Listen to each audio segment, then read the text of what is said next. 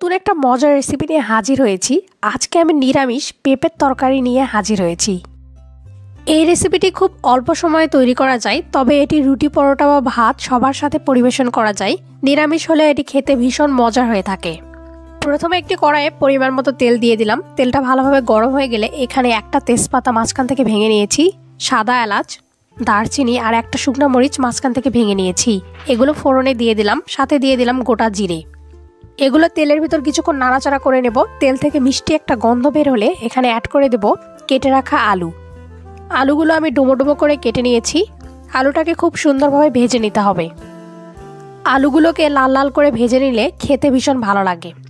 কিছুক্ষণ আলু ভাজা হয়ে গেলে এরপরে অ্যাড করে দিতে হবে কেটে রাখা পেঁপে। পেঁপেগুলো কেটে খুব সুন্দরভাবে ধুয়ে নিয়েছি। এবার এখানে পরিমাণ মতো হলুদের গুঁড়া অ্যাড করে দিয়েছি। হলুদ দিয়ে খুব সুন্দর করে আলু আর পেঁপেটাকে ভেজে নিতে হবে। আপনারা এখনও যারা আমার চ্যানেলটি সাবস্ক্রাইব করেননি তারা প্লিজ চ্যানেলটি সাবস্ক্রাইব করে ফেলবেন। নতুন নতুন মজার রেসিপি, নিরামিষ বা আমিষ যে কোনো ধরনের রেসিপি পেতে অবশ্যই আমার চ্যানেলটি সাবস্ক্রাইব করে ফেলবেন। আলু আর পেঁপেগুলো ভালোভাবে ভাজা হয়ে গেছে। এবার এখানে অ্যাড করে দিলাম আদা জিরা বাটা। এবার খুব সুন্দরভাবে আলু আর পেঁপেগুলোকে কষিয়ে নিতে হবে। রুটি, পরোটা বা গরম ভাত যে কোনো ধরনের খাবারের সাথে এই পেঁপের তরকারিটা খেতে ভীষণ ভালো লাগে। এবার এখানে সামান্য পরিমাণ জল অ্যাড করে দিয়েছি। জলটা অ্যাড করে দেওয়ার ফলে মশলাগুলো খুব সুন্দরভাবে কষানো যাবে। এখানে পরিমাণ মতো শুকনো মরিচের গুঁড়া অ্যাড করে দিলাম। এবার ভালোভাবে মশলার সাথে কষিয়ে নিতে হবে। এ পর্যায়ে গ্যাসের ফ্লেমটাকে লো টু মিডিয়াম ফ্লেমে রেখে দিতে হবে। এবার ঢাকা দিয়ে দিলাম।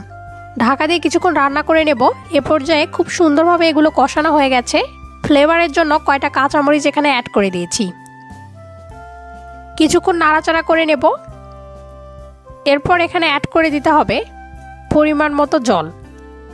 জলটা পরিমাণ মতো অ্যাড করে দিতে হবে যাতে আলু আর পেঁপেগুলো সেদ্ধ হওয়ার পরে সামান্য পরিমাণ গ্রেভি এখানে থেকে যায়।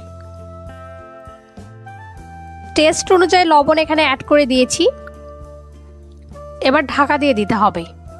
ঢাকা দিয়ে রান্না করে নেব 5 মিনিট। 5 মিনিট পর ঢাকাটা উঠিয়ে নিলাম। এ পর্যায়ে আলু আর পেঁপেগুলো খুব সুন্দরভাবে সেদ্ধ হয়ে গেছে। এবার এখানে খুব সামান্য পরিমাণ চিনি অ্যাড করে দিতে হবে। এখানে চিনি অ্যাড করে দেওয়ার কারণ মিষ্টির জন্য না, অনেক সুন্দর একটা টেস্ট আসবে এই চিনি অ্যাড করে দেওয়ার জন্য। আর 1 চামচ পরিমাণ ঘি এখানে অ্যাড করে দিয়েছি।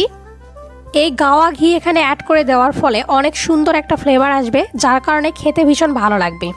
এবার এটা পরিবেশনের জন্য একদম রেডি। গ্যাসের ফ্লেম থেকে নামিয়ে নিয়েছি। রুটি, পরোটা বা গরম ভাতের সাথে এটা খেতে পারবেন। এটা খেতে ভীষণ ভালো লাগে। মাছ মাংসের টেস্টকেও হার মানাবে পেঁপের এই তরকারি।